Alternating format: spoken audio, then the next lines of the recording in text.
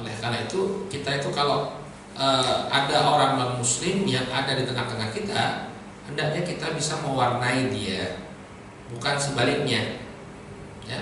Mayoritas itu harusnya mewarnai yang minoritas, bukan sebaliknya, minoritas yang justru mewarnai mayoritas, bahkan mereka yang bisa memurtadkan, mengeluarkan orang dari keislaman.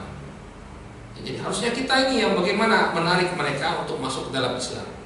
Salah satu hikmah kenapa orang-orang non-muslim itu dibiarkan untuk tinggal bersama kaum muslimin, ya kan mereka mendapatkan pengaruh sehingga mereka masuk Islam.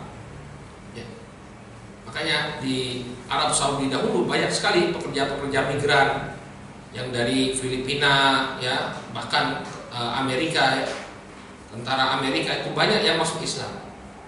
Waktu di Yaman saya pernah bertemu dengan beberapa orang tentara yang masuk Islam, ya tentara Amerika yang masuk Islam ketika mereka bertugas di Saudi Arabia. Mungkin Antuna pernah baca atau mendengar sosok Dr. Bilal Philips yang jadi pimpinan International Open University (IOU). Ya, beliau itu dulu tugasnya di Saudi Arabia. Beliau orang Amerika.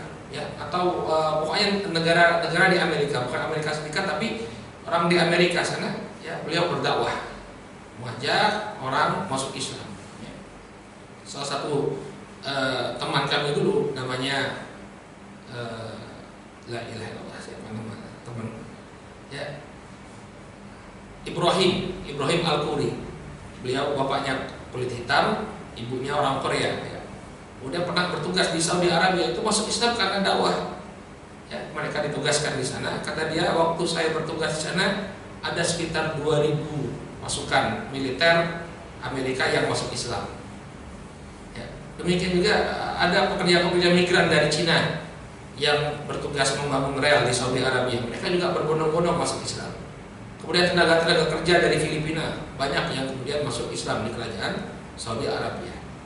Nah, itulah diantara hikmah kenapa orang-orang kafir dibiarkan tinggal di tengah-tengah kita, agar kita bisa mewarnai mereka, membuat mereka tertarik untuk masuk Islam. Ya. Maka Allah Subhanahu wa taala, hatta yasma'a kalam Allah, tsumma ablighu ma'manah. Sampai mereka mendengar firman Allah Subhanahu wa taala, kemudian antarkan dia ke tempat yang aman. Qala wa ammal mu'ahadun falahum 'alaina al-wafa' bi ahdihim ila al-muddah allati jara al-ittifaq 'alaiha bainana wa bainahum. Kemudian orang kafir yang ketiga, jenis kafir yang ketiga adalah kafir mu'ahad. Mu'ahad artinya orang-orang yang terikat perjanjian. Falahum 'alaina al-wafa' bi ahdihim ila al-muddah. Ya. Maka wajib bagi kita untuk menunaikan perjanjian tersebut, perjanjian yang kita sepakati dengan mereka, ya, yang berlangsung sesuai dengan waktu yang telah ditetapkan antara kita dan mereka. Qala madamu mustaqimina lana 'alal ahdi lam yanqusu syai'an wa lam yu'inu ahadan 'alaina wa lam yat'anu fi dinina. Maka kita harus tetap mematuhi perjanjian tersebut selama mereka konsisten berpegang pada perjanjian yang telah kita buat tanpa melanggar sedikit pun dari perjanjian tersebut. Demikian juga tidak membantu musuh-musuh kita dan juga tidak mencela agama kita. Jadi selama mereka tidak melanggar perjanjian tersebut dan tidak membantu musuh-musuh kita, wajib bagi kita untuk menunaikan hak mereka. Ya, wajib menunaikan hak mereka yang telah kita sepakati. Nah, seperti yang dilakukan oleh Nabi alaihi salatu wasallam, ya, dalam peristiwa Hudaybiyah, beliau sallallahu alaihi wa alihi wasallam, ya, membuat perjanjian damai dengan kaum musyrikin Makkah. Ya, perjanjiannya dikenal dengan perjanjian Hudaybiyah. Sebutkan bahwa Nabi Shallallahu Alaihi Wasallam ketika itu berunding dengan Suhail bin Amr yang ketika itu masih musyrik. Di kemudian hari beliau masuk Islam, radhiyallahu taala. Maka Nabi Shallallahu Alaihi Wasallam memerintahkan Ali bin Abi Thalib radhiyallahu anhu, ya, sebagai sekretaris beliau untuk menulis perjanjian tersebut. Kemudian Ali diperintahkan menulis Bismillahirrahmanirrahim. Kemudian kata delegasi kaum musyrikin, ya, kami tidak kenal Ar-Rahman, melainkan Rahmanul Yamamah. Kami tidak kenal dengan Ar-Rahman, kata mereka, kecuali Rahmanul Yamamah. Rahmanul Yamamah itu panggilan terhadap Musailimah Al-Kadzdzab. Ya, artinya mereka tidak mengakui nama Ar-Rahman. Maka kemudian diganti tulisan tersebut menjadi Bismikallahumma. Kemudian ditulis oleh Nabi SAW memerintahkan kepada Ali untuk menulis, ya, bahwa ini adalah perjanjian yang dibuat oleh Muhammad Rasulullah dengan orang-orang Quraisy di kota Makkah. Ya, maka diprotes lagi oleh orang-orang Quraisy. Ya, kalau kami mengakui dirimu sebagai Rasul, buat apa kita buat perjanjian? Ya, buat apa kita buat perjanjian kalau kami mengakui statusmu sebagai seorang Rasul? Hapus.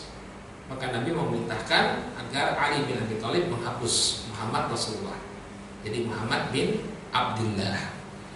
Nah, dari sini kita bisa melihat, ya, apabila ada suatu kemaslahatan yang besar, ya, maka tidak mengapa kita tanazul, kita mengalah. Ya, Bismillahirrahmanirrahim, orang Quraisy tidak mau terima, ya udah Bismikallahumma.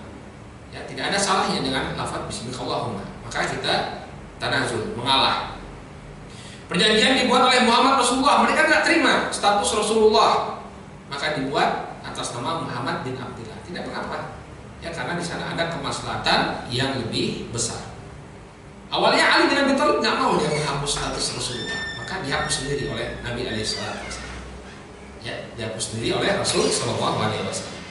Lalu dibuatlah perjanjian ketika itu antara Rasul SAW dan kaum musyrikin. Ada 5 poin. Ya, ada 5 poin perjanjian yang secara zahirnya ini merugikan kaum muslimin, namun, ya, di balik itu ternyata banyak sekali poin-poin yang menguntungkan bagi kaum muslimin. Poin yang pertama, bahwa kaum muslimin di Madinah dan orang-orang di Makkah tidak boleh saling serang menyerang selama 10 tahun. Buat perjanjian, tidak boleh saling serang menyerang. Kemudian poin yang kedua, bahwa apabila ada orang yang berhijrah dari Makkah ke Madinah, maka wajib untuk dikembalikan ke Makkah.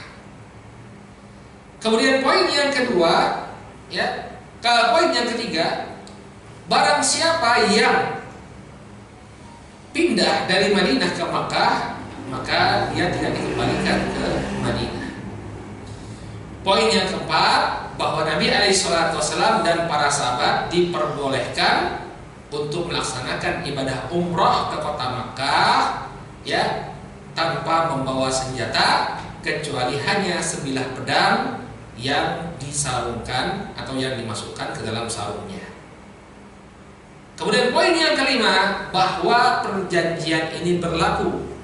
Perjanjian ini berlaku bagi kaum muslimin dan sekutu-sekutu mereka, dan juga berlaku bagi penduduk kota Makkah serta sekutu-sekutu mereka. Maka dibuatlah perjanjian Hudaybiyah. Dan Nabi SAW mentaati perjanjian tersebut. Ketika ada di antara sebagian sahabat yang baru mau berhijrah ke kota Madinah, ya, kemudian dia menemui Rasulullah SAW di Hudaybiyah ketika itu, maka Nabi melaksanakan langsung karena perjanjiannya sudah diratifikasi, sudah disahkan, maka Nabi menepati perjanjian. Maka sahabat yang berhijrah tadi diserahkan kepada kaum musyrikin, Beliau taat kepada apa yang telah disepakati. Namun ketika kaum musyrikin ketika itu melanggar perjanjian, ya, terjadi pertikaian antara Banu Khuza'ah yang berada di bawah naungan Nabi SAW dengan Banu Bakar yang berada di pihaknya kaum musyrikin, ya. Ternyata kaum musyrikin ini memberikan bala bantuan kepada sekutunya. Padahal di antara klausul perjanjian Hudaybiyah tadi, ya, ada satu poin bahwa perjanjian ini berlaku bukan hanya kaum muslimin Madinah dan kaum musyrikin di Makkah saja, namun kepada sekutu-sekutu mereka. Tidak boleh saling menyerang. Nah, maka kaum musyrikin Quraisy melanggar perjanjian. Inilah kemudian yang memicu terjadinya Fathu Makkah. penaklukan kota Makkah karena kaum musyrikin telah melanggar perjanjian yang mereka buat. Nah, dari apa yang kita paparkan di sini, para akhwat wal ummahat rahimani wa rahimakumullah, kita bisa melihat ya, selama mereka tetap berpegang teguh dengan perjanjian tersebut, selama mereka tidak melanggar dan menolong musuh-musuh kita, maka hendaknya kita penuhi perjanjian tadi. Namun kalau mereka melanggar, lain lagi ceritanya. Ya, Nabi SAW ketika kaum musyrikin melanggar, beliau menyerang kaum musyrikin sehingga berhasil menaklukkan kota Makkah. Namun ketika mereka tidak melanggar, ya sudah, ya kita tetap menepati perjanjian tadi. Dalilnya adalah firman Allah Subhanahu wa taala dalam surat At-Taubah ayat yang keempat. Illal ladzina ahadtum minal musyrikin thumma lam yankusukum syai'an wa lam yudhahiru 'alaikum ahada, ya, fa'atimmu ilaihim ahdahum ila muddatihim innallaha yuhibbul muttaqin. Kata Allah Subhanahu wa taala, kecuali orang-orang yang telah mengikat perjanjian dengan kalian dari kalangan kaum musyrikin, kemudian mereka tidak melanggar sedikit pun dari perjanjian tersebut, dan mereka tidak menolong musuh-musuh kalian untuk memerangi kalian, fa'atimmu ilaihim, ya, ahdahum ila muddatihim, maka sempurnakanlah perjanjian dengan mereka sampai batas waktunya. Jadi kalau sudah terikat perjanjian, maka kaum muslimin hendaknya mentaati perjanjian tersebut. Innallaha yuhibbul muttaqin. Sesungguhnya Allah Subhanahu wa taala mencintai orang-orang yang bertakwa. Ya. Sehingga apa? Allah memerintahkan fa'atimmu ilaihim ahdahum ila muddatihim. Ya, maka sempurnakanlah perjanjian yang telah kalian buat bersama mereka sampai habis masa waktunya. Ya. Demikian juga Allah Subhanahu wa taala berfirman, "Wa in nakathu aymanahum min ba'di ahdihim wa ta'anu fi dinikum faqatilu a'immatal kufr innahum la aymana lahum." Dalam surat Taubah ayat yang ke-12 Allah Subhanahu wa taala berfirman, apabila mereka membatalkan perjanjian-perjanjian mereka setelah disepakati dan mereka mencela agama kalian, maka perangilah para gembong-gembong kekufuran. Sesungguhnya mereka adalah orang-orang yang tidak bisa dipegang janjinya. Ya, kalau mereka batalkan, ya sudah, ya kembali kepada kondisi yang pertama, ya diperangi. Sebagaimana Nabi SAW memerangi kaum musyrikin ketika mereka, ya, tidak menepati perjanjian mereka. Tapi intinya kaum muslimin dilarang berkhianat. Kalau sudah membuat perjanjian dengan kaum musyrikin, maka mereka hendaknya mentaati dan tidak mengkhianati perjanjian tersebut. Ya, kecuali kalau kaum musyrikin yang mengkhianati, baru kemudian kaum muslimin bertindak. Ya. Jadi ini berapa ketentuannya. Nabi SAW mengatakan wala takhun man khanak. Ya, jangan kalian berkhianat terlebih dahulu, ya, kepada orang-orang yang mengkhianati kalian. Artinya pengkhianatan itu jangan berawal dari kaum muslimin. Biarkan mereka yang berkhianat, kemudian baru kita tindak. Ya.